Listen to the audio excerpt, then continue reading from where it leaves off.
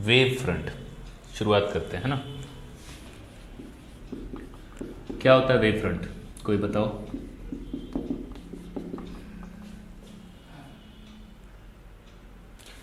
देख लो, मान लो ये सोर्स है, ठीक है। सोर्स से होकर बहुत सारे वेव्स चारों डायरेक्शन में इमर्ज आउट होते हैं, ठीक है।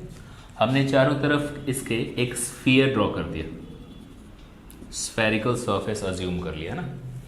अब क्या होता है कि यहां से निकलने वाले जो भी वेव होंगे, अब वो स्फीयर के सरफेस पे जब पहुंचेंगे इक्वल डिस्टेंस ट्रैवल करेंगे। इक्वल डिस्टेंस ट्रैवल करने से क्या होता है कि सबका फेज उस स्फीयर के सरफेस पे सेम होगा, ठीक है ना। तो हम क्या कह सकते हैं, ये स्फीयर का सरफेस, यहां पर जितने भी वेव्स आ रहे हैं सेंटर से होकर, सारे के सारे सेम फेज में हैं, ठीक है। तो ये जो सरफेस कहलाएगा वेव फ्रंट, ठीक है। कैसे डिफाइन करोगे, locus of all the points moves in a way such that all waves on the surface is in same phase, है ना। नहीं, फिर लिख देता हूं, ठीक है। locus of point which moves at which, लिख देता हूं, at which all waves on that have same phase, सारे के सारे सेम। अब देखो, समझो, यहां से एक वेव निकल रहा है, ठीक है। सिनुसोइडल जो वेव होते हैं, ये आपका 2 पाई, ये जहां पर भी एक्स एक्सिस को कट करते हैं ये पाई होता है, ये 2 पाई होता है, ये 3 पाई होता है। इस तरीके से एक ऑसिलेशन में कितना फेज डिफरेंस आ रहा है, 2 पाई का। और पाथ लेंथ कितना हुआ, लैम्डा। अगर डिस्टेंस के अकॉर्डिंग देखे तो ये लैम्डा होगा, और अगर एंगल के अकॉर्डिंग देखे तो ये 2 पाई होगा। समझे क्या। और एक बार ऑसिलेशन हो जाए यहां पर लैम्डा, तो ये कितना बन गया, 4 पाई। एंगल डिफर कर जा रहा है, लेंथ के अकॉर्डिंग ही ये फेज कांस्टेंट वेरी करेगा। और आप देख रहे हो यहां से निकलने वाला वेव जब सरफेस पे पहुंच रहा है इक्वल लेंथ ट्रैवल करके पहुंच रहा है, मतलब फाई क्या होगा, इस सरफेस पे सेम होगा। तो ये जो हमारे पास लोकस हुआ, लोकस का मतलब होता है कंडीशनल पाथ। कंडीशनल पाथ, ये सरफेस क्या कहलाएगा, वेव फ्रंट। वेव फ्रंट के टाइप्स की अगर बात कर लें, पहला हो गया स्फेरिकल, जो कि अभी देख रहे हो आप। सेकंड क्या कहलाएगा, सिलेंड्रिकल, और तीसरा प्लेन। दूसरा है आपका सिलेंड्रिकल, और तीसरा है प्लेन वेव फ्रंट। स्फेरिकल ये हो गया। सिलेंड्रिकल के लिए आपके पास जो सोर्स होना चाहिए वो लाइन ऑब्जेक्ट होना चाहिए, लाइन सोर्स होना चाहिए। एक लाइन पे, लाइन से होकर वेव्स निकल रहे हैं ऐसे। तो जब आप इसे देखोगे एक सिलेंडर की स्ट्रक्चर मिल जाती है यहां पे, और इस सिलेंडर के सरफेस को आप कह सकते हो cylindrical wave front. Plane wave front क्या होगा, इसके छोटे से पार्ट को सोर्स है ये, नहीं नहीं ऐसे मत समझो, सोर्स है, सोर्स से होकर वेव्स निकल रहे हैं, ठीक है। हाँ, इन्फिनिटी पे जाकर, जब इन्फिनिटी पे आप इनको देखोगे ना, तो जितने भी वेव्स होंगे सारे पैरेलल दिखेंगे। तो वो जो सरफेस दिखेगा तुम्हारा वो प्लेन वेव फ्रंट कहलाएगा। वेव फ्रंट से शुरुआत होती है इस चैप्टर की। ऐसी का तो मैंने वीडियो भी डाला हुआ है, वो देखते तो हो देखा था। एसी का तो मैंने देखा था, आपने इलेक्ट्रोसाइड पर पूरा डाल रही थी, वो आधे में खत्म कर दिया। अभी तो और भी तो है। चलो ये देख लेना, हाइगन्स प्रिंसिपल।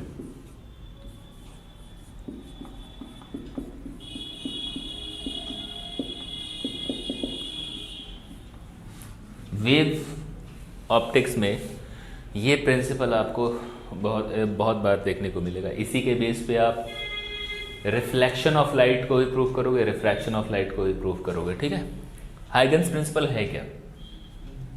3-4 बातें इसमें लिखनी होंगी, समझो। ये सोर्स है, सोर्स से होकर क्या निकल रहे हैं? वेव्स निकल रहे हैं। कुछ दूरी पे जाकर आपने क्या कर दिया?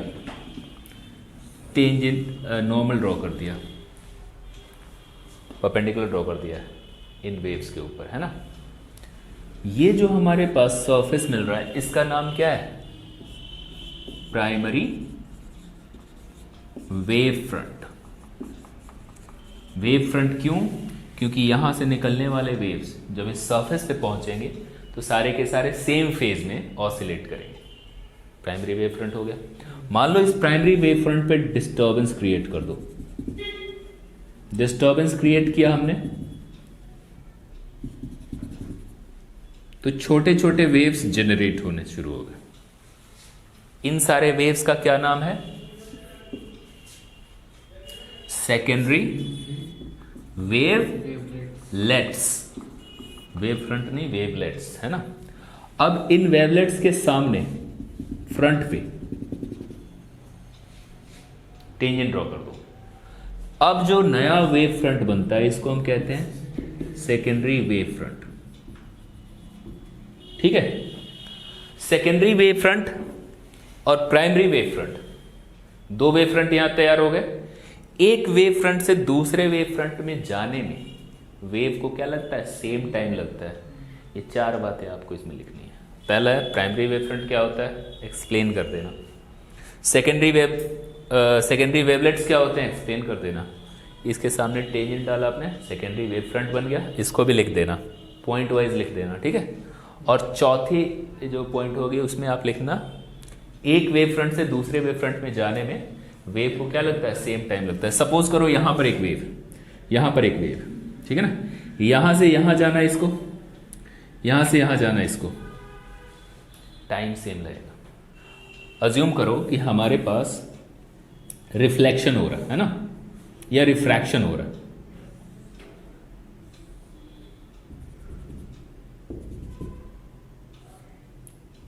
थोड़ी बेंड हो जाती है ना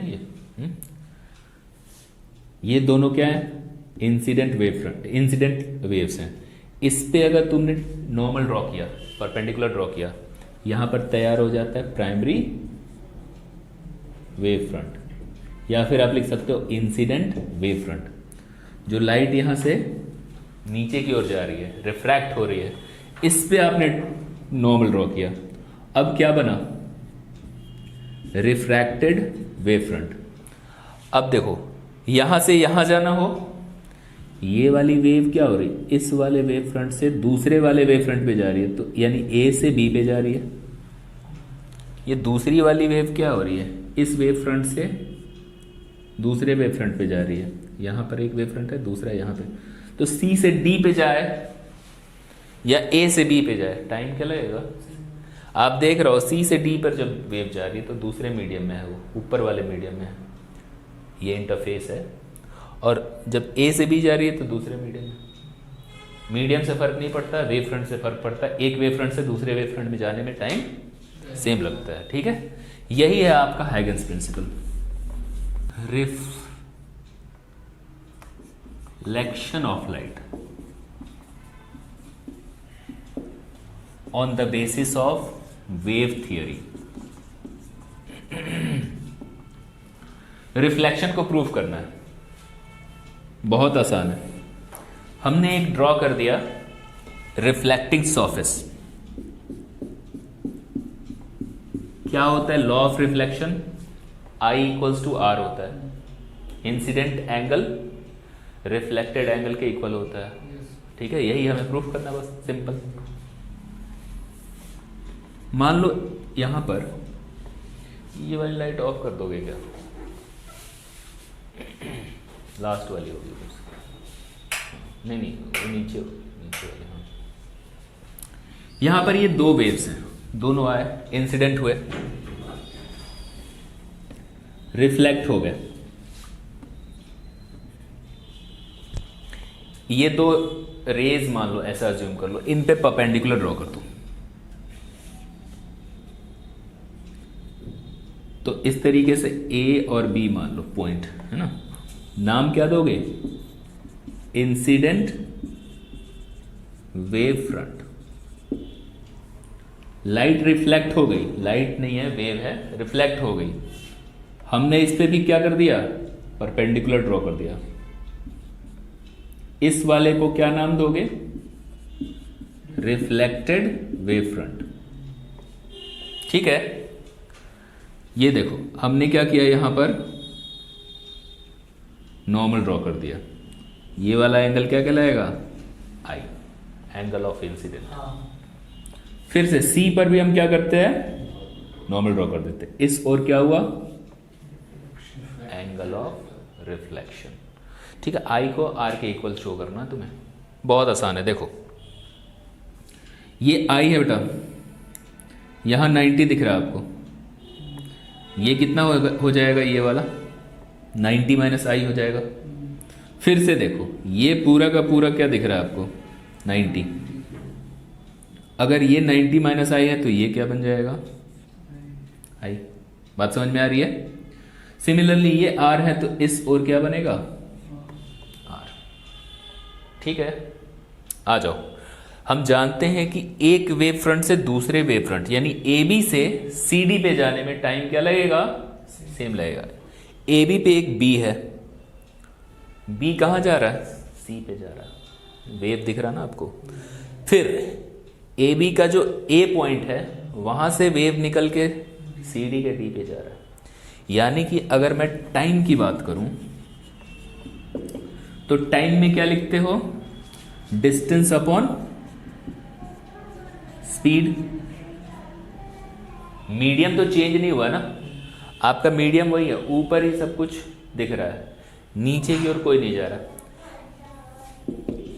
जैसे मान लो ए से डी पे जा रहा हूं है ना, तो ए डी अपॉन में सी लिखेंगे।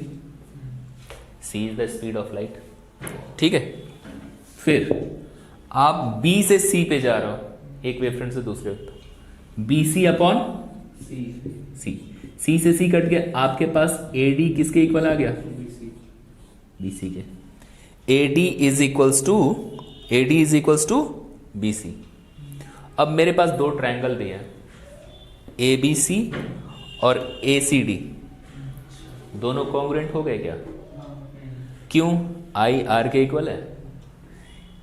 ये जो तुम्हारा ए डी है वो बी सी के इक्वल आ गया, और ये ए सी कॉमन है। दोनों ट्रायंगल क्या हो गए? कॉन्ग्रुएंट हो गए। तो triangle A B C is congruent to that of triangle A C D. यहां से कॉन्ग्रुएंट होने के बाद सीपी से आई इक्वल्स टू आर लिख सकते हो ना। I equals to are prove करना था, तो हमारे पास क्या चाहिए? 90 हाँ, यहां पे 90 हो गया, ये कॉमन हो गया, और ये दो साइड आर एच एस से हो रहा है। मैंने शुरू में आई इक्वल्स टू आर बोल दिया था ना, गलत बोल दिया था। तो आई इक्वल्स टू आर नहीं, ये 90 यहाँ पे 90, ये प्रूफ हो गया। अब रिफ्रैक्शन को भी देख लेते हैं। तो तुम लिखने जाओगे तो ऐसे लिखोगे क्या? नहीं, प्रॉपर वे में लिखना होगा तुम्हें। यहाँ पे कंसिडरेशन दैट प्रॉपर दिखाना हो कि ये आई कैसे हुआ, ये सब है ना। हालांकि ये ज्यादा इंपॉर्टेंट है, रिफ्रैक्शन वाला।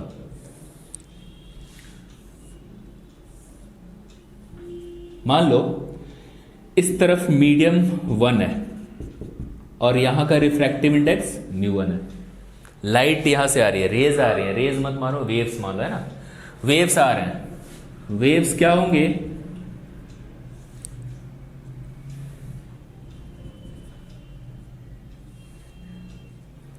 रिफ्रैक्ट हो जाएंगे दूसरे मीडियम में। यहां पर क्या है? Refractive index μ2। फिर आपने क्या किया? इन दोनों वेव्स के ऊपर परपेंडिकुलर ड्रॉ कर दिया। इसको ए मान लो, इसको बी मान लो। क्या कहेंगे इसे? Incident wave front. ठीक है। अच्छा, जो रिफ्रैक्ट होके नीचे जा रही है, इस पे भी आपने क्या कर देना है? परपेंडिकुलर ड्रॉ कर देना है। इसको क्या कहोगे? Refracted wave front. इसे कहते हैं आई एंगल ऑफ इंसिडेंट और इसे कहते हैं एंगल ऑफ रिफ्रैक्शन। यहां से क्लियर हुआ ये आई के इक्वल होगा। कैसे? ये पूरा देखो 90 दिख रहा है। ये आई है तो ये 90 माइनस आई हो गया। ये पूरा का पूरा 90 है। यहां पर क्या है? 90 माइनस आई तो ये भी आई हो गया। सिमिलरली ये आर है तो ये भी आर होगा। अब सुनो क्या करते हैं यहां पे, हमें प्रूव क्या करना है? रिफ्रैक्शन में स्नेल्स लॉ ही तो प्रूव करना है। म्यू 2 अपॉन म्यू 1 यही तो प्रूव करना है। देखो कैसे करते हैं। इन दोनों ट्रायंगल को आप देखो, वही है डिस्टेंस, टाइम सेम ही होगा। टाइम का क्या फॉर्मूला होता है? Distance upon speed. बताइए भाई, कोई भी वेव है, एक वेव फ्रंट, इसको मान लो सी, इसको मान लो डी। कोई भी वेव फ्रंट है ए बी मान लो, ए बी से सी डी जाने में कौन कौन से वेव को आप देख रहे हो? ए से डी है एक और एक बी से सी है। यहां से यहां जाना है तो बी को सी पे जाना पड़ेगा, ए को डी पे जाना पड़ेगा। तो आप क्या लिख सकते हैं यहां पर? ए डी डिस्टेंस हो गया आपका ए डी, और यहां पर स्पीड क्या है? कुछ अलग होगी, C2 लिख लो। मीडियम वाइज स्पीड अलग अलग होते हैं। ऊपर में C1 मान लो, नीचे में C2, स्पीड ऑफ लाइट। फिर BC C1, ठीक है। तो यहां से देख रहे हैं आप कि AD upon BC is equals to C2 upon C1। अभी भी प्रूफ तो हुआ नहीं, आओ प्रूफ करते हैं। साइन आई अपॉन में साइन आर। साइन का क्या फॉर्मूला होता है भाई? Perpendicular upon. तो इसके लिए परपेंडिकुलर क्या दिख रहा है आपको? BC। तो आप आई के लिए लिखेंगे BC और हाइपोटेनियस क्या हो गया? AC। बहुत बढ़िया। उसी तरीके से आर की बात करते हैं। परपेंडिकुलर क्या दिख रहा है? AD और हाइपोटेनस उसके लिए भी AC। तो AD अपॉन में AC। कट गया AC, क्या बचा? BC by AD। तो BC बाय AD अगर हम देखें तो C1 अपॉन C2 हो जाएगा। कि यहां पे उल्टा है ना, AD अपॉन BC है तो BC अपॉन AD क्या हो जाएगा? C1 upon. अच्छा, स्पीड ऑफ लाइट आपके बारे में पता है कि इनवर्सली प्रोपोर्शनल होता है किसके? म्यू के। तो आप C1 अपॉन C2 क्या लिख सकते हो? Mu 2 upon mu 1। यही तो प्रूफ करना था। देख लो कितना आसान है, सिंपल है ना। Interference of wave. देखो भाई, दो वेव्स हैं। वेव की इक्वेशन जानते हो ना, 11th क्लास में पढ़ा होगा। जैसे एक वेव ऐसे ट्रैवल कर रहा है इस तरीके से, तो इसकी इक्वेशन क्या लिखते हो आप? ए साइन के x minus omega T plus में फाइव। ये पूरा का पूरा फेज कहलाता है और ये फेज कांस्टेंट होता है। इसके बारे में पता होगा क्या होता है फेज कांस्टेंट। अगर वो यहां से शुरू हो रहा है इस पॉइंट से, फाइव क्या कहलाएगा? 0। समझे? अगर कोई ऊपर से शुरू हो रहा है ऐसे, इसका मतलब उस इनिशिएट तो पीछे से ही हो रहा होगा। कितना पीछे से? π/2 पीछे से। तो इसका फाई क्या कहलाएगा? प्लस π/2। माइनस में मत लिख देना, ठीक है। अगर मान लो कोई नीचे से शुरू हो रहा है ऐसे ऐसे, ठीक है, इसका क्या मतलब हुआ? कहाँ से इनिशिएट हो रहा है? वो आगे से इनिशिएट हो रहा है, यहाँ से इनिशिएट हो रहा है ना, यानी कि प्लस π/2 से आगे से शुरू हो रहा है, इसलिए फाई इसका माइनस π/2 माना जाएगा। क्लियर हुआ? ए क्या है यहाँ? ए इज एम्पलीट्यूड, इसका maximum displacement along Y axis. ठीक है, ऐसे समझ में आ गई बात। इसको देखते हैं। इंटरफियरेंस का क्या मतलब है? दो वेव्स एक दूसरे से इंटरफियर करेंगे, कोलाइड करेंगे, है ना।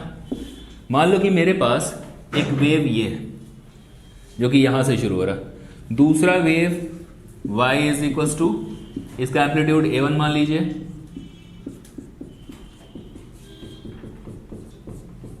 इसका A2 मान लीजिए। एम्पलीट्यूड दोनों की क्या है, डिफरेंट है, फेज कांस्टेंट भी इसका डिफरेंट है, दोनों के दोनों क्या हो गए, एक दूसरे से मर्ज हो गए, मिल गए, एक नया वेव बनता है। इस तरीके से नया वेव जो बना उसका y क्या कहलाएगा, a साइन के x minus omega T plus में थीटा। देखो यहां पर इसका एम्पलीट्यूड भी कुछ अलग होगा और इसका फेज कांस्टेंट भी कुछ अलग होगा। एम्पलीट्यूड निकालने जाओगे तो उसके लिए फॉर्मूला क्या है, a1 square a2 square 2a1 a2 cos five. ये a फाइंड आउट करने का तरीका होगा जो मैं डेरिवेशन में भी बता दूंगा तुम लोगों को, ठीक है। थीटा की बात करें, थीटा कैसे निकलेगा, तो आपने tan inverse a2 sine five upon a1 plus a2 cos five करना होगा, ठीक है। यहां पर जो वेव हमारे पास नया बना ना, इस वेव के बारे में अगर हम देखें तो इसके एम्पलीट्यूड की वैल्यू और फेज कांस्टेंट की वैल्यू इस तरीके से आएगी, है ना। हो सकता है बड़ा वेव हो, मतलब एम्पलीट्यूड उसका बड़ा हो सकता है उसका एम्पलीट्यूड छोटा हो। जब बड़ा होगा तो उसको हम क्या कहेंगे, कंस्ट्रक्टिव इंटरफेरेंस, छोटा हो जाएगा तो डिस्ट्रक्टिव इंटरफेरेंस, ठीक है। तो यही बात मैं समझाने वाला हूं, अभी देख लो। इसका डेरिवेशन उतना इंपॉर्टेंट तो नहीं है, बट हाँ करा देता हूं। देखो,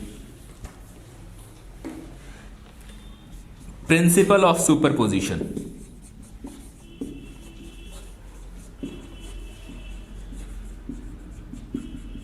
इंटरफेरेंस के अंदर हमें यह पढ़ना है, ठीक है। क्या कहता है प्रिंसिपल ऑफ सुपरपोजिशन, कि जो हमारे पास नया वेव फॉर्म होता है उसका एम्पलीट्यूड, उसका जो डिस्प्लेसमेंट है, वेक्टर सम होता है किसके, इंडिविजुअल के। जितने भी वेव्स हमारे मर्ज हो रहे हैं उन सब के डिस्प्लेसमेंट का वेक्टर सम नए वाले वेक्टर के डिस्प्लेसमेंट के इक्वल होता है, ठीक है। तो y1 और y2 को ऐड करोगे तब हमारे नए वाले का y मिलेगा, ठीक है। y1 की जगह पे क्या लिखेंगे, a1 साइन के एक्स माइनस ओमेगा टी और a2 साइन के x minus omega T plus five, ठीक है। y इज डिस्प्लेसमेंट, नए वाले, ये डिस्प्लेसमेंट की इक्वेशन ही तो है, ठीक है। समझ में आ रही है बातें, इसको मिटा देता हूं, थोड़ा क्लैरिटी और आ जाएगी, स्पेस मिलेगा ना। तो देखो y इज इक्वल्स टू क्या लिखा आपने, a1 साइन के x minus omega T a2। देखो इसको आपने एक फॉर्मूला पढ़ा होगा a प्लस बी, तो इसे लिखेंगे sine a cos b cos a sine b। इसे मान लिया, इसे भी मतलब साइन a प्लस बी का फॉर्मूला लगा दिया, ठीक है। यहां से थोड़ा बहुत अरेंज कर ले रहा हूं, बहुत आसान है। साइन के एक्स माइनस ओमेगा टी, देखो बड़ा दिख रहा है लेकिन है नहीं इतना। यहाँ पर आपका a1 आ गया और यहाँ पर आ गया a2 cos फाइव। यहाँ से अगर देखा जाए तो ये जगह a2 sine five cos X minus omega T. देखो ये जो दिख रहा है, इससे और इससे, इन दोनों को आपने लेट करना होगा। लेट क्या किया मैंने कि a2 साइन फाइव को मैंने लेट कर लिया a साइन थीटा। थीटा देखो मैंने अपनी तरफ से a मान लिया और थीटा मान लिया, ठीक है, लेट किया हुआ है। बाद में देखेंगे क्या होता है। और a1 plus a2 cos five, इसको मैंने a cos थीटा अज्यूम कर लिया, फर्स्ट सेकेंड। अब बाद में देखेंगे, है ना, पहले पुट कर दे रहा। साइन के एक्स माइनस ओमेगा टी, इसकी जगह पे a cos थीटा मान लिया। थीटा और a दोनों के दोनों मैंने अपनी तरफ से लिया, ठीक है। a2 साइन फाइव को a साइन थीटा cos के x minus omega T. Clear हो रही है बातें, नहीं हो रही हैं? पुट किया है भाई, और कुछ तो नहीं किया है। ये रख दिया और इसकी जगह पे ये रख दिया, क्या दिक्कत है बोलो। ठीक है। अब क्या करते हैं, इन दोनों में ए दिख रहा है और ये भी ए है, ये भी, तो ए को मैंने क्या किया, ऐसे कॉमन लेके इधर कर दिया।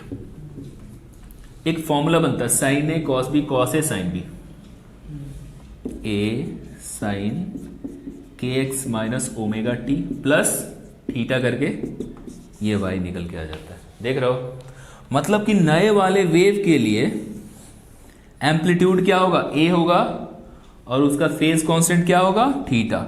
लेकिन अभी ए और थीटा के बारे में कोई इंफॉर्मेशन ही नहीं है, हमने तो अपनी मर्जी सेलेक्ट किया हुआ है ना। क्या करें, थोड़ा बहुत चेंज देखो, 1 का स्क्वायर और सेकंड का स्क्वायर कर दो। इक्वेशन फर्स्ट और सेकंड को स्क्वायर करके ऐड करो। स्क्वायर करोगे तो भाई यहां से और यहां से इधर वाली क्वांटिटी क्या हो जाएगी, जुड़ जाएगी। ए स्क्वायर साइन स्क्वायर थीटा, ए स्क्वायर कॉस स्क्वायर थीटा, ये भी जुड़ेगा, ये भी जुड़ेगा स्क्वायर होके, a2 साइन फाई का स्क्वायर और a1 plus a2 cos phi का स्क्वायर। थोड़ा इसको कैलकुलेट कर लो, यहां पर देखो ये बन जाएगा। इसे जब खोलोगे तो ये बन जाएगा a1 square a2 square 2a1 a2 cos phi. करने नहीं जा रहा मैं, कैलकुलेशन देख लेना। फिर क्या होगा, स्क्वायर यहां से निकलेगा और इस पे चला जाएगा, तो एम्पलीट्यूड की वैल्यू तो आसानी से निकल जाएगी। फिर क्या करें, नहीं समझ में आया भाई ये कैसे हुआ, a प्लस बी के होल स्क्वायर से खोल देना, यहां पर भी आइडेंटिटी लगेगी, sine square theta plus cos square theta 1। फिर देखो, अगर मैं इन दोनों को डिवाइड कर दूं, फर्स्ट डिवाइडेड सेकंड, क्या बनेगा, tan थीटा, इधर डिवाइड होके थीटा बन जाएगा, और ऊपर में क्या, a2 sine phi a1 plus a2 cos phi. समझे क्या, थीटा की वैल्यू अगर देखेंगे तो tan इनवर्स उधर ले जाएंगे। क्लियर होगी बात, तो थीटा भी निकल गया, एम्पलीट्यूड भी निकल गया, इन दोनों का थीटा भी निकल गया, एम्पलीट्यूड भी निकल गया। बात करते हैं कि जब दोनों इंटरफियर होते हैं तो कंस्ट्रक्टिवली भी इंटरफियर हो सकते हैं, डिस्ट्रक्टिवली भी। तो डिस्ट्रक्टिव इंटरफेरेंस के लिए क्या होगा, a1 माइनस a2, फाई की वैल्यू क्या होगी, ऑड मल्टीपल ऑफ पाई होगी। समझ रहे हैं बात को, या तो 180 होगा मतलब पाई होगा, या 3 पाई होगा, इस तरीके से 2n प्लस 1 पाई। ठीक है, कंस्ट्रक्टिव डिस्ट्रक्टिव इंटरफेरेंस को समझाया किसने, थियोरेटिकली एक्सपेरिमेंटली यंग्स ने। है यंग्स ने क्या करा था, यंग ने क्या करा था, एक्सपेरिमेंटल डेमोन्स्ट्रेशन करा था, यंग्स डबल स्लिट एक्सपेरिमेंट पूरा समझाया था इन्होंने।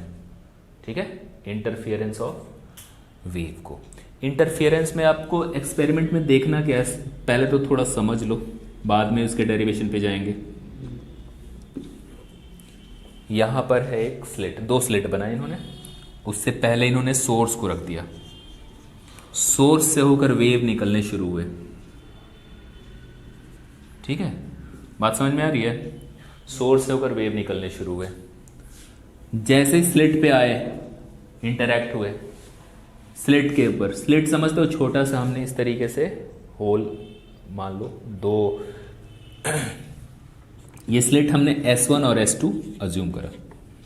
यहां से d डिस्टेंस की दूरी पे आपने क्या रखना होगा, स्क्रीन को रखना होगा। इसके सेंटर से, जिसे आप O मान लो या फिर कुछ भी मान लो, सेंटर मान लो, है ना, इसको O मान। अगर यहां से कोई वेव निकल के यहां पहुंचता है और यहां पहुंचता है, ऐसा नहीं कि यहीं पे पहुंचेंगे, स्क्रीन के ऊपर, ये स्क्रीन है आपका, स्क्रीन के हर एक पॉइंट पे वो वेव पहुंचेंगे S1 और S2 से। मान लेते हैं कि वो O पर पहुंच रहे हैं, तो O पर पहुंच रहे हैं तो क्या कर रहे हैं, इक्वल डिस्टेंस ट्रैवल करके पहुंच रहे हैं, कोई पाथ का डिफरेंस नहीं है दोनों में। समझ रहे हैं ना, तो याद रखना, फाई को अगर मेजर करना होगा 2 पाई अपॉन में लैम्डा इंटू पाथ डिफरेंस। अगर पाथ डिफरेंस है ही नहीं, पाथ डिफरेंस का मतलब क्या, अगर S1 से लेकर O पर पहुंच रहा हो और S2 से लेकर O पर पहुंच रहा हो, तो किसी भी दोनों के दोनों सेम लेंथ है, वैसे दिख भी रहे हैं सेम लेंथ है, पाथ का कोई डिफरेंस ही नहीं है। तो डिफरेंस नहीं होगा तो फाई क्या हो जाएगा वहां, सेम फेज से वो एक दूसरे को क्या करेंगे, इंटरफियर करेंगे। सेम फेज से इंटरफियर करेंगे तो आपको पता ही है यहां पर तो कंस्ट्रक्टिव इंटरफियरेंस हो जाएगा। बात समझ में आ गई। कंस्ट्रक्टिव इंटरफियरेंस जब होगा तो एक बात बताओ, उसकी इंटेंसिटी किस पे डिपेंड करती है, एम्पलीट्यूड के स्क्वायर पे डिपेंड करती है। एम्पलीट्यूड का जो स्क्वायर होगा उसके डायरेक्टली प्रोपोर्शनल होती है इंटेंसिटी, समझे। इंटेंसिटी हाई होगी तो ब्राइटनेस ज्यादा होगी, ये पूरा रीजन क्या होगा, ब्राइट होगा। उसके बाद आ जाता है यहां पर डार्क रीजन, उसके इधर भी डार्क रीजन। डार्कनेस क्यों होती है, ये देखो S1 और S2 से निकल के वेव हर एक पॉइंट पे पहुंचेंगे ना। मान लेते कि यहां पहुंच रहे हैं ये दोनों, ये वाली लेंथ क्या है, ये जो नीचे S2 से जब इस पॉइंट पे पहुंचेंगे ये वाली लेंथ ज़्यादा हो जाएगी, ये वाली कम पड़ जाएगी, मतलब पाथ का डिफरेंस क्रिएट हो जाएगा। पाथ का डिफरेंस अब क्या है, सपोज करो जब यहां पर पहुंच रहे हैं ये दोनों इस पॉइंट पे, तो उनके बीच का पाथ का डिफरेंस क्या दिख रहा है तुम्हें, λ/2। पाथ डिफरेंस मतलब ये वाली लेंथ है ना नीचे वाली, वो λ/2 ज़्यादा है ऊपर वाले से, ठीक है। λ/2 कैसे हुआ, समझ रहे हो बात, ये आपको पता है कि ये लैम्डा होता है ना। दूसरी वेव क्या है, पीछे से शुरू हो रही है, मतलब λ/2 से वो पीछे से शुरू हो रही है, ये यहाँ से शुरू हो रही है, यानी कि ये प्लस और ये माइनस एक दूसरे को क्या कर देंगे, काट देंगे एक दूसरे को। तो जब काटेंगे एक दूसरे को तो अब क्या देखोगे, यहाँ पर कुछ बनेगा, ये एम्पलीट्यूड होगा ही। यहां से और यहां से निकलने वाले जो वेव्स होंगे उनका एम्पलीट्यूड तो सेम है, A1 और A2 के क्या है, सेम ही है। तो A1 माइनस A2 करोगे तो बिल्कुल जीरो। जीरो का मतलब इंटेंसिटी बिल्कुल जीरो, एम्पलीट्यूड बिल्कुल जीरो, इंटेंसिटी बिल्कुल जीरो हो जाएगी, डार्क होगा। सिमिलरली नीचे भी जब देखोगे, नीचे भी तो पहुंचेंगे ये, तो नीचे जाओगे तो वहां पर भी पाथ डिफरेंस λ/2 ही होगा, तो वहां पर भी डार्कनेस। अब फिर से ब्राइटनेस हो जाता है यहाँ पर।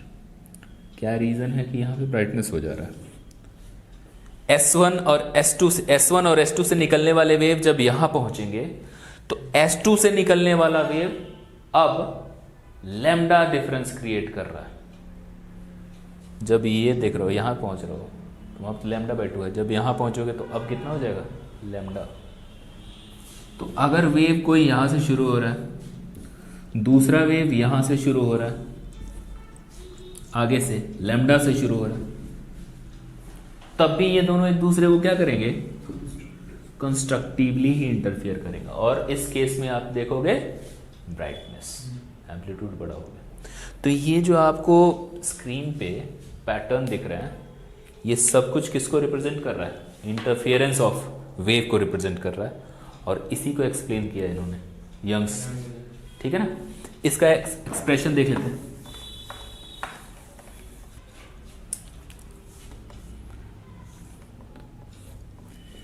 एक्सप्रेशन के लिए स्लिट बना लीजिए S1 S2, इनके बीच जो डिस्टेंस है उसको d मान लो।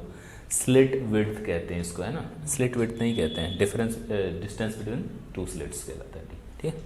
यहां पर d डिस्टेंस अवे स्क्रीन है, ओ मान लो। मैंने क्या किया, एक पॉइंट ऑब्जर्व किया P इस स्क्रीन के ऊपर, जहां पर S2 से और S1 से वेव्स निकल के पहुंच रहे हैं और एक दूसरे को इंटरफियर कर रहे हैं। मैंने उस पॉइंट को सेंटर से जब देखा, मैंने उसे y डिस्टेंस पे देखा, ठीक है।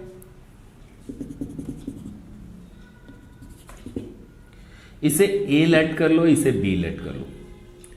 अगर ये पूरा D है तो ये आपका d/2, नीचे भी आप देख रहे हो d/2।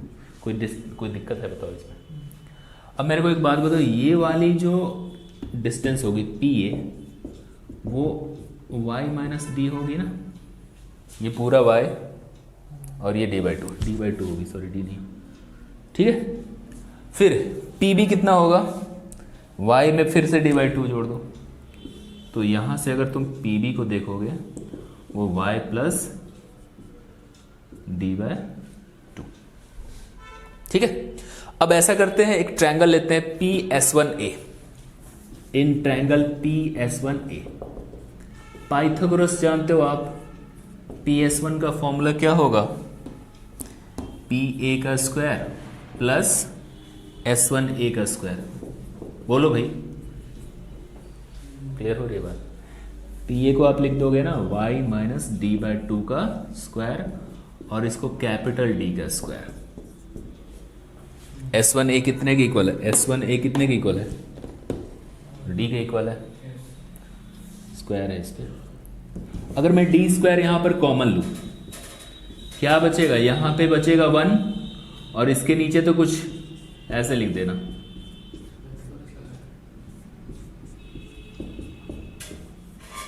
पाइथागोरस लगाया बिल्कुल।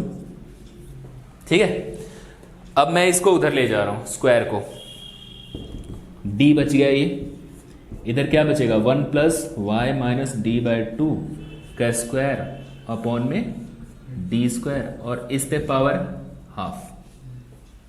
क्लियर है, PS1। एक बाइनोमियल जब थ्योरम पढ़ते हैं, ठीक है ना, नेगेटिव पावर के लिए या फिर फ्रैक्शन पावर के लिए 1 plus X to the power half हो, अगर ऐसा या नेगेटिव हो या फ्रैक्शन में हो तो याद रखना 1 प्लस 1/2x हो जाता है। और भी टर्म होते हैं उसे नेग्लेक्ट करते हैं, बस इतना याद रखो, बाकी नेग्लिजिबल होते हैं ना। 1 प्लस x/2 कहने का मतलब ये जो पावर दिख रहा है ना, यहां मल्टीप्लाई कर दिया जाएगा। ठीक है, 2D स्क्वायर हो जाएगा। हाँ, तो ये बन गया क्या, d 1 plus Y minus d/2 का स्क्वायर अपॉन में 2D स्क्वायर। ठीक है, अब सिमिलरली मुझे क्या करना है, इस PS2B में भी चलना है, इन ट्रायंगल PS2B। बट मैं यहां पर उतना कुछ नहीं करूंगा, लिख दूंगा सिंपल सिमिलरली। सिमिलरली करके क्या करते हैं, देखो इस PS2 को लिखोगे, अगर एक्सप्लेन करोगे तो लिखोगे PB स्क्वायर और S2B स्क्वायर का होल स्क्वायर। लेकिन उतना कुछ मत करना, डायरेक्ट लिख देना कि PS2 की वैल्यू कितनी आ जाएगी, D 1 plus Y plus d/2 का स्क्वायर अपॉन में 2D स्क्वायर। ठीक है, लेकिन एक बात याद रखो, यहां पर इसे मिटा दे रहा हूं ना,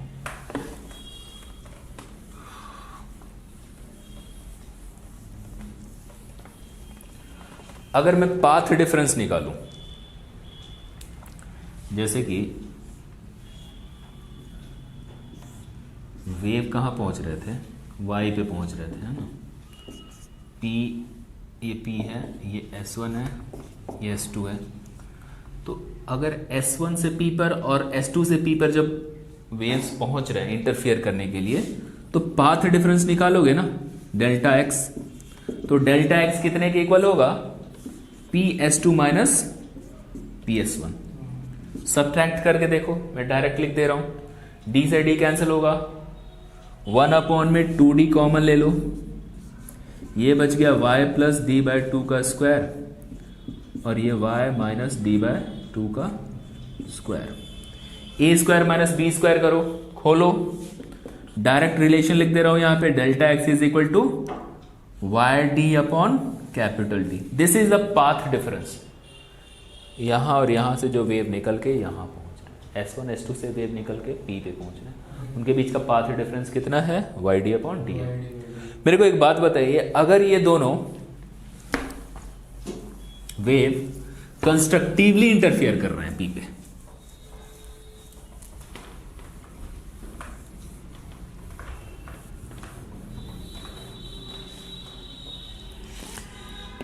कंस्ट्रक्टिव इंटरफेरेंस के लिए पाथ डिफरेंस क्या होगा,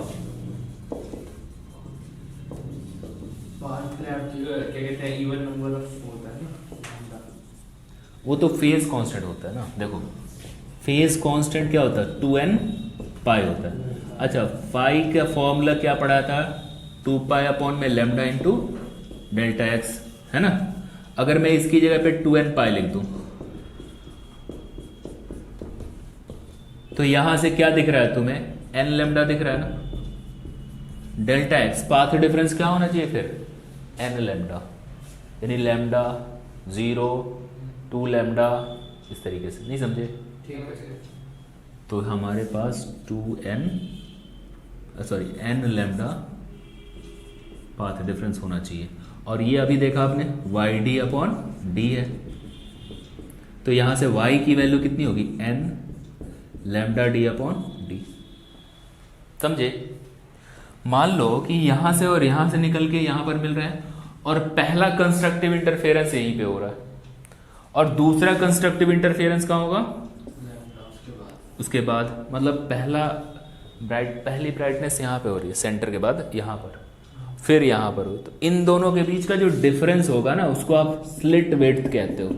स्लिट विड्थ कहते हो, फ्रिंज विड्थ कहते हो, फ्रिंज विड्थ कहते हो। समझ में आ रही है बात? तो अगर तुम्हें फ्रिंज विड्थ चाहिए तो हम क्या करेंगे? दूसरे मैक्सिमा में से पहले में,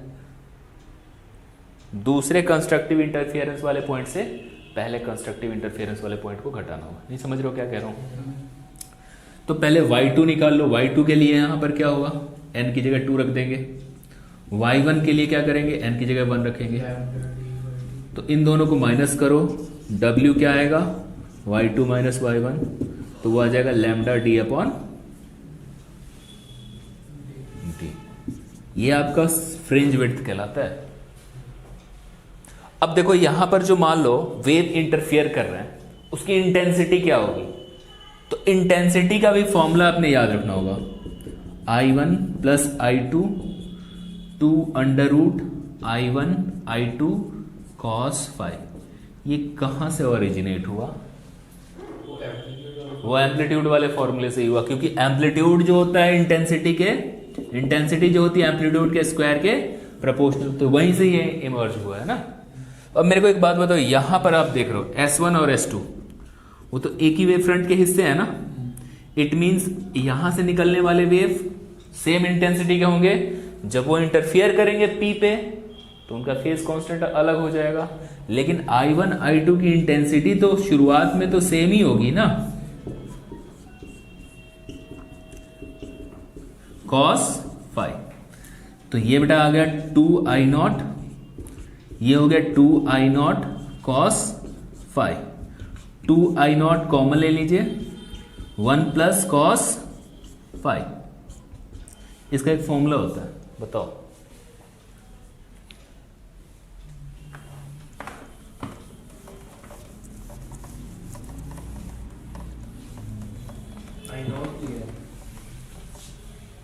फॉर्मूला तुम लोगों ने नहीं पढ़ा ना, बायो में नहीं पढ़ा ये फॉर्मूला, मैथ्स में पढ़ा है।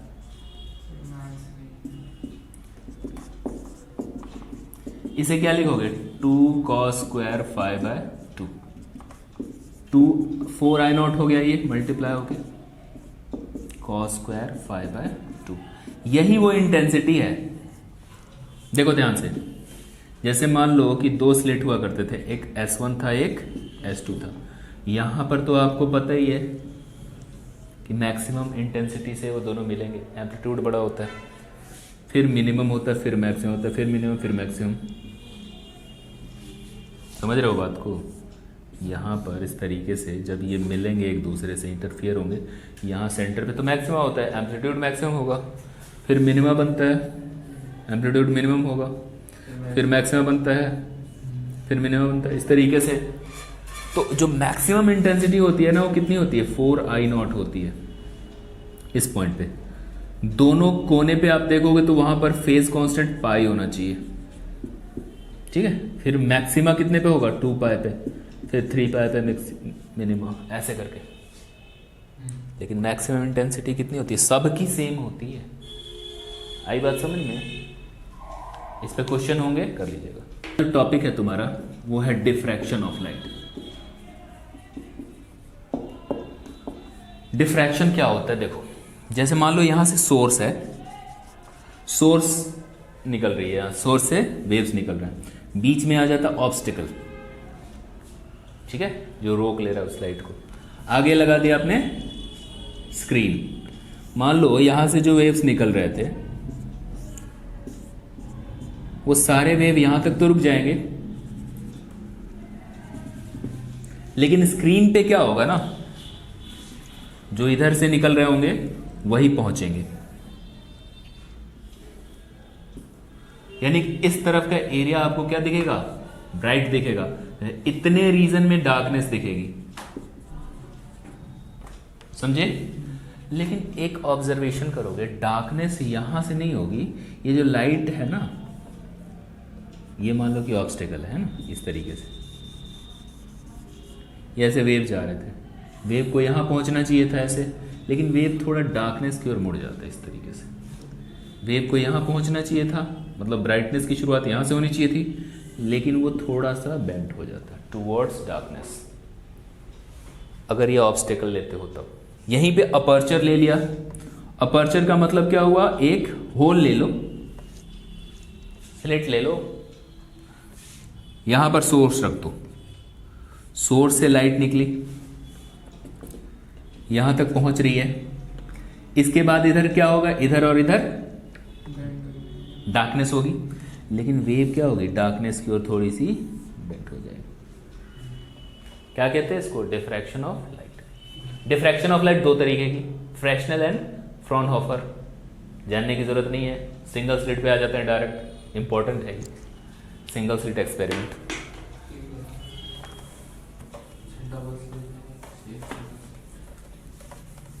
बिल्कुल तुम्हें होश ही नहीं है ना क्या क्या होता है,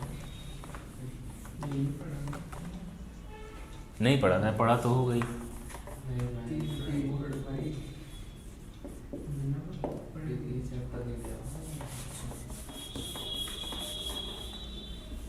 मैंने करवाया हुआ है तुम्हारे सामने, कैसे नहीं पढ़ा। जब मैं एक बार वीडियो बना रहा था उस वक्त भी तुम थे। ये बिल्कुल दूसरी दुनिया में रहता है। चलो डिफ्रैक्शन ऑफ लाइट में क्या करते हैं, ये मान लो सोर्स है,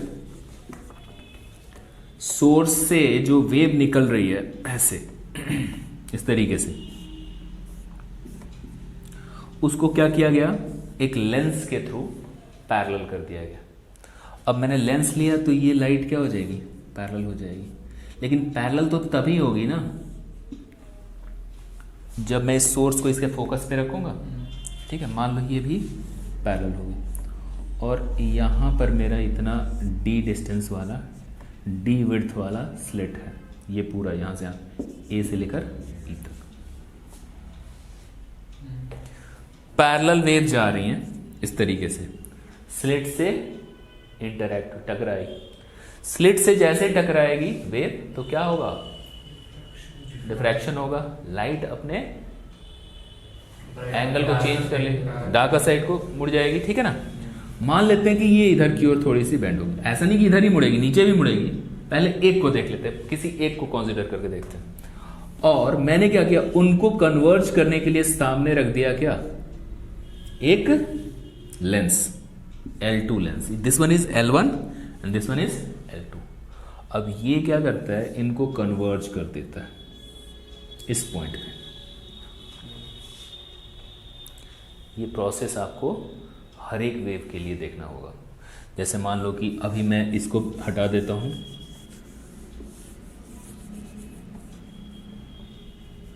वेव नीचे की ओर मुड़ रहा है, तो उसके लिए ऐसे लगाना होगा कन्वर्ज कराने के लिए। लेकिन इतना कुछ नहीं, सबके लिए एक ही लेंस ऐसे शो कर रहा हूं मैं यहां पर, ठीक है, थोड़ा सा हल्का अलग करके एक ही लेंस यहां पर लिख रहा हूं दोनों के लिए, सबके लिए। जो वेव सीधी लाइन में जा रही है वो भी तो कन्वर्ज होगी यहां पे, जो कुछ एंगल बना के जा रहे हैं, ठीक है, वो भी कन्वर्ज होंगे यहां पे, नीचे भी आप देखोगे। तो मान लेते हैं कि ये मेरा क्या है, सेंटर है ओ, और ऊपर में ये पॉइंट ऑब्जर्वेशन के लिए लेट कर लेते हैं P। ए से निकलने वाले वेव्स देखो ए से होते हुए पी पे पहुंच रहे हैं, है ना। फिर बी से निकलने वाले वेव्स क्या हो रहा है, बी से होते हुए पी पे पहुंच रहे हैं। किसका लेंथ ज्यादा, बी से पी पर पहुंचने में लेंथ ज्यादा है या फिर ए से पी पर पहुंचने में लेंथ? बी से पी पे, क्योंकि यहां नीचे से शुरू होकर ऊपर की ओर जा रहा है ना। अब मैंने क्या किया, ऐसे परपेंडिकुलर ड्रॉ कर दिया, देख रहे हो, यहां से मैंने क्या कर दिया, परपेंडिकुलर ड्रॉ कर दिया। ए बी, इसको मान लो सी, ठीक है। सपोज करो कि ये थीटा एंगल से डिफ्रैक्शन हो रहा है इसका, ये थीटा है तो ये भी तो तुम्हारा थीटा ही होगा। नहीं समझ में आ रहा ना, नहीं आ रहा। ये थीटा है तो ये थीटा कैसे हुआ, थीटा है तो ये 90 माइनस थीटा, फिर ये पूरा 90 है तो ये थीटा। अगर ये डी है यहां से यहां तक, तो ये वाली जो BC होगी वो आपका डी साइन थीटा हो जाएगा। बोलो, दिस वन इज थीटा, तो sine theta is equal to क्या लिखते हो, परपेंडिकुलर अपॉन हाइपोटेन्यूस। तो ये समझ में आ गई बात। अब सुनो, कह रहा कि P पे जब वेव मिल रहे हैं एक दूसरे से, A और B से निकल के P पे जब मिल रहे हैं तो वहां पर इंटरफेरेंस हो रहा है। और सपोज कर लो कि यहां पर क्या बन रहा है, मिनिमा बन रहा है, दोनों ऊपर भी नीचे भी। तो यहां पर मिनिमा बन रहा है और उसके लिए ऑब्जर्वेशन हम देख रहे हैं। तो for first secondary minima, first secondary minima क्यों कह रहा हूं मैं इसे, पहला मिनिमा है, सेकेंडरी क्यों हुआ, बिकॉज ऑफ इंटरफियरेंस होने के, बिकॉज ऑफ डिफ्रैक्शन होने के बाद नए वेव बन जा रहे हैं, दूसरे वेव बन जा रहे हैं। यहां से वेव निकल के यहां पर जैसे पहुंचेंगे डिफ्रैक्ट होंगे, सेकेंडरी में बदल जाएंगे, ठीक है। तो इसलिए फर्स्ट सेकेंडरी मिनिमा कह रहा हूं। उसके लिए बताया गया कि जो डी साइन थीटा है, path difference, that should be lambda. समझ रहे हो, बी से जब पी पर पहुंच रहा है वेव और ए से जब पी पे पहुंच रहा है तो इतने का पाथ डिफरेंस हो, कह रहे हैं कि वो लैम्डा हुआ तभी वहां मिनिमा होगा। लेकिन ऐसा तो नहीं पड़ा था इंटरफियरेंस में। इंटरफियरेंस में लैम्डा कब होता था, मैक्सिमा के लिए, है ना, कंस्ट्रक्टिव इंटरफियरेंस के लिए, है ना। तो यहां पे तो कह रहे लैम्डा होगा, उल्टा जस्ट बोल रहा है वो, ठीक है। एक्सप्लेन क्या करोगे, कहोगे कि जो ए से और बी से निकलने वाले वेव है ना, उनका जो डी साइन थीटा है वो कितना है, लैम्डा है। इसको दो हिस्सों में तोड़ दो, इसको ओ डैश मान दो। अब कहोगे ए से और ओ से जो वेव निकलेंगे उनके बीच का पाथ डिफरेंस क्या होगा, लैम्डा बाई 2 हो जाएगा, क्योंकि ये बीच में है ना, बीच में, तो ये भी क्या होगा, इसका आधा ही होगा अगर तुम उसको जो है सिमिलर देखते हो तो, ठीक है। तो कह रहा है कि यहां से और यहां से जब वेव मिलेंगे वो तो लैम्डा बाई 2 से निकलेंगे ना, और वो तो एक दूसरे को क्या कर देंगे, कैंसिल कर देंगे। लैम्डा बाई 2 कब होता था इंटरफियरेंस में, डिस्ट्रक्टिव के लिए। तो ये यहां से और यहां से निकलने वाले डिस्ट्रक्टिवली इंटरफियर करके वहां पर क्या करेंगे, यहां पर मिनिमा क्रिएट करेंगे। वैसे ही ओ डैश से और बी से निकलने वाले वे भी एक दूसरे को काट देंगे, उनके बीच भी पाथ डिफरेंस कितना होगा, लैम्डा बाई 2 ही होगा। साथ ही साथ एक अपर हाफ पे जितने भी वेव दिख रहे हैं उनके लिए लोअर हाफ में पाथ डिफरेंस लैम्डा बाई 2 वाला वेव मौजूद होगा, जो क्या करेगा, उनको काट देगा। और फिर क्या बनेगा, यहां बनेगा, समझे क्या। तो मिनिमा यहां पर जो फॉर्म हो रहा है वेव, उसके लिए ये बताई गई है बात। इसको y मान लो, इसको d मान लो, मैं यहां पे बना दे रहा हूं, अच्छा लगेगा।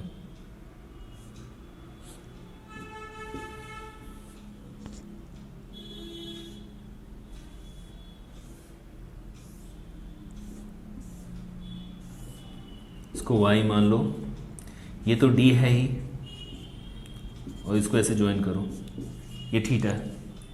तो मेरे को एक बात बताओ, d into theta is equal to lambda दिख रहा है, साइन थीटा को मैं थीटा ही मान लेता हूं। तो थीटा की वैल्यू क्या होगी, लैम्डा अपॉन डी।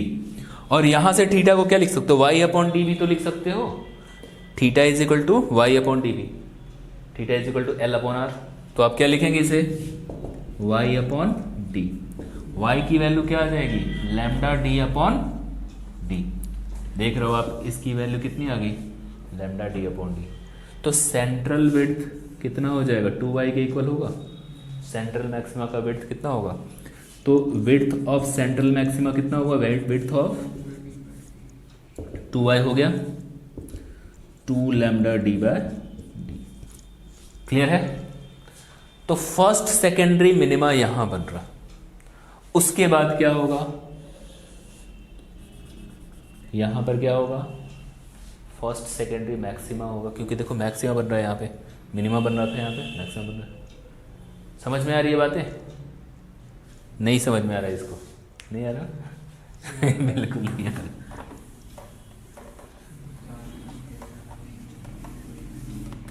एक बार पढ़ लेना।